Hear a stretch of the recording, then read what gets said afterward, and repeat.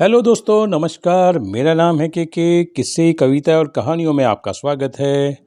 आज हम बात करेंगे फिल्म अभिनेत्री प्रिया राजवंश की दुख भरी फिल्मी जीवन की कहानी।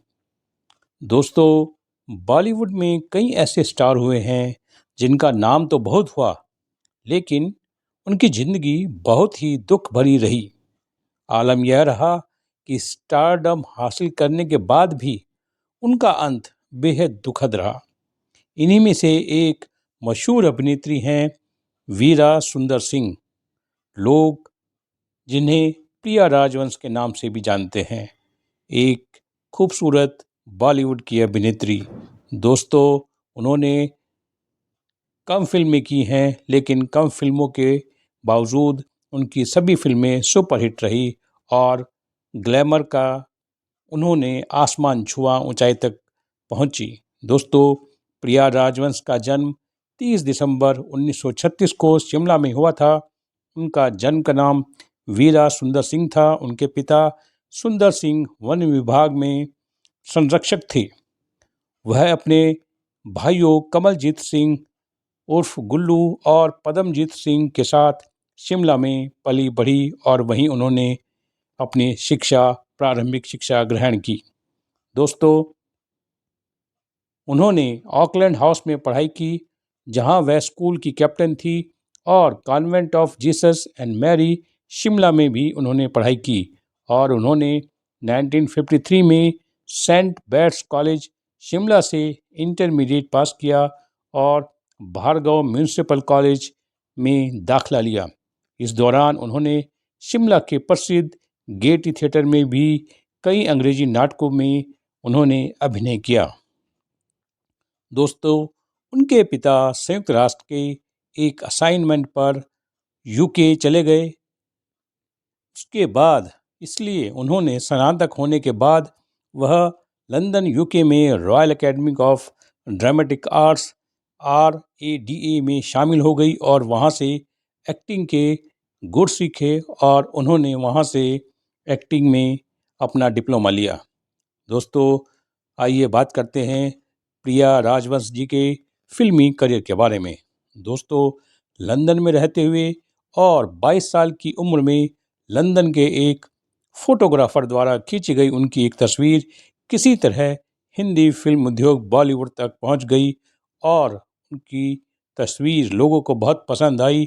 और उस समय के एक फिल्म निर्माता ठाकुर रणवीर सिंह, जो कि कोटा राजस्थान के एक राजपूत परिवार से थे, को उनके बारे में पता चला कि वह एक खूबसूरत अभिनेत्री लंदन से एक्टिंग का कोर्स उन्होंने किया था। दोस्तों, और रणवीर सिंह ने यूएल ब्राइनर और उर्सुला एड्रेस अभिनीत लोकप्रिय ब्रिटिश एंड हॉलीवुड फिल्में लिखी और बनाई थी, और Peter O'Toole and Richard Burton से वो अच्छी तरह परिचित थे।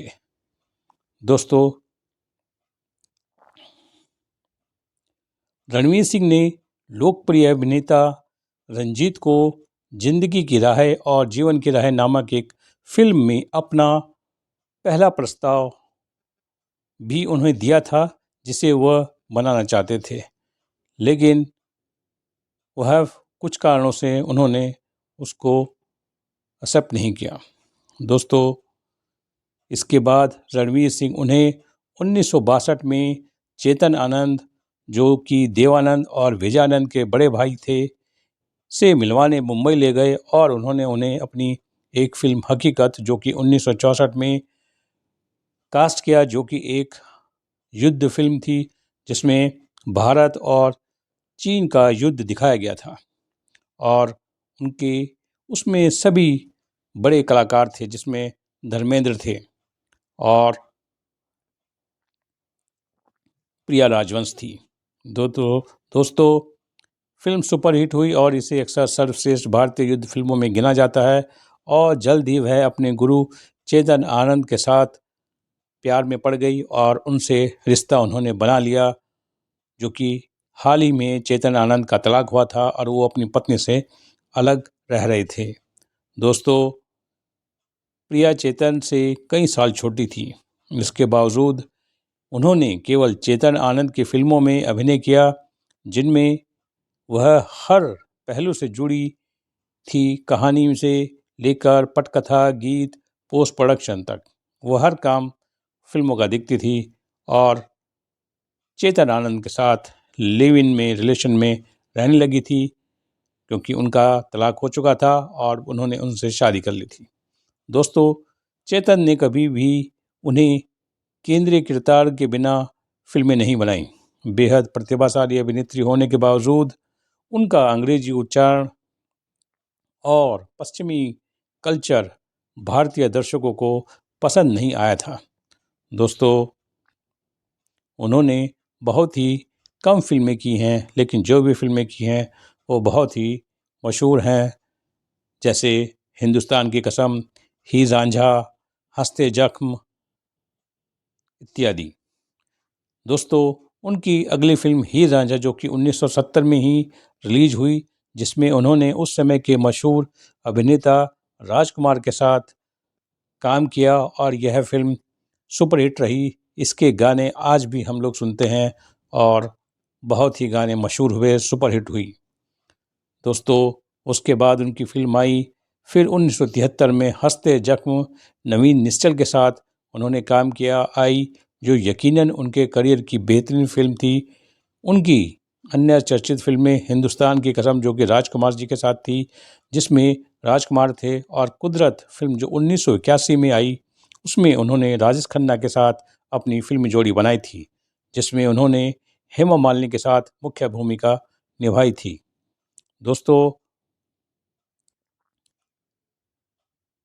हिंदुस्तान की कसम फिल्म एयरफोर्स पर आधारित थी। दोस्तों, उन्होंने 1977 में देवानंद के साथ साहब बहादुर में भी फिल्म में भी काम किया। उनकी आखिरी फिल्म हाथों की लकीर जो कि 1985 में रिलीज हुई थी, जिसके बाद उन्होंने अपना फिल्मी करियर ख़त्म कर दिया और फिल्मों से संन्यास लेकर अपना शादीशुदा जीवन व्यतीत करने लगी थी। दोस्तों,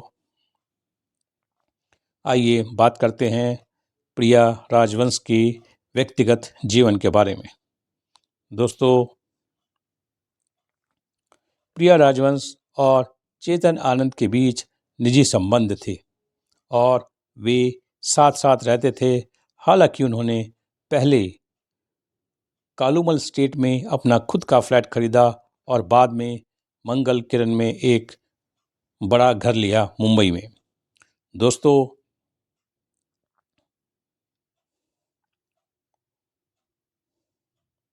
जैसा कि जानते हैं कि चेतन आनंद जी का पहली पत्नी से उनका तलाक हो गया था। 1997 में चेतन आनंद की मृत्यु हो गई और उसके बाद उन्हें उनकी पहली शादी से हुए बेटों के साथ उनकी संपत्ति का एक बड़ा हिस्सा उनको विरासत में मिला था। दोस्तों, प्रिया राजवंश की हत्या 27 मार्च 2000 को चेतन आनंद के रुइया पार्क बंगले में जुहू, मुंबई, भारत में की गई थी। दोस्तों, यह एक बड़ा ही दुखद पल था। दोस्तों, पुलिस ने चेतन आनंद के दोनों बेटों कीर्तन आनंद और विवेक आनंद के साथ साथ उनके कर्मचारी माला चौधरी और अशोक चिन्ना स्वामी पर भी उनकी हत्या का आरोप लगाया और उन्हें लोअर कोर्ट द्वारा सज़ा मिली। आजीवन कारावास की उनको सज़ा मिली थी। दोस्तों, उनका मकसद चेतन आनंद की संपत्ति की विरासत के अधिकार को माना जाता था। यही एक कारण था क्योंकि चेतन आनंद जी ने अपना संपत्ति का एक हिस्सा प्रिया राजवंश के नाम कर दिया था, जो कि उनकी पत्नी और उनको बेटों को पसंद नहीं था। दोस्तों, राजवंश के हस्तलिखित नोट्स और उनके द्वारा विजय आनंद को संबोधित एक पत्र अभियोजन पक्ष द्वारा सबूत के तौर पर अदालत में पेश किया गया था, जिसमें लिखा गया था कि उन्हें अपनी जान का खतरा है और उनके बेटे उनको हत्या कर सकते हैं। दोस्तों, पत्र और नोट्स राजवंश की रहस्यमय परिस्थितियों में उनकी मृत्यु से पहले की अवधि के दौरान उनके डर और चिंता पर प्रकाश डालते हैं और ये बताते हैं कि उन्हें पहले से ही डर था कि उनकी हत्या कर दी जाएगी, क्योंकि संपत्ति का बंटवारा का एक हिस्सा उनको मिला था जो कि उनके बेटों को पसंद नहीं था। दोस्तों, जुलाई 2002 में चारों आरोपियों, दोनों बेटों और उनकी नौकरानी और उसके पति को कोर्ट ने दोषी ठहराया गया और आजीवन कारावास की सजा सुनाई गई। लेकिन नवंबर 2002 में उन्हें जमानत दे दी गई और 2011 में बॉम्बे हाई कोर्ट ने ट्रायल कोर्ट के आदेश के खिलाफ आरोपी भाइयों द्वारा अपील पर सुनवाई करने पर सहमति व्यक्त की और सबूत न मिलने के कारण उनको बरी कर दिया गया और हत्या का रहस्य हमेशा के लिए बंद कर दिया गया और एक खूबसूरत अभिनेत्री ने इस बेदर्द दुनिया को हमेशा के लिए अलविदा कह दिया। दोस्तों, हमारा उनको बहुत बहुत हार्दिक नमन।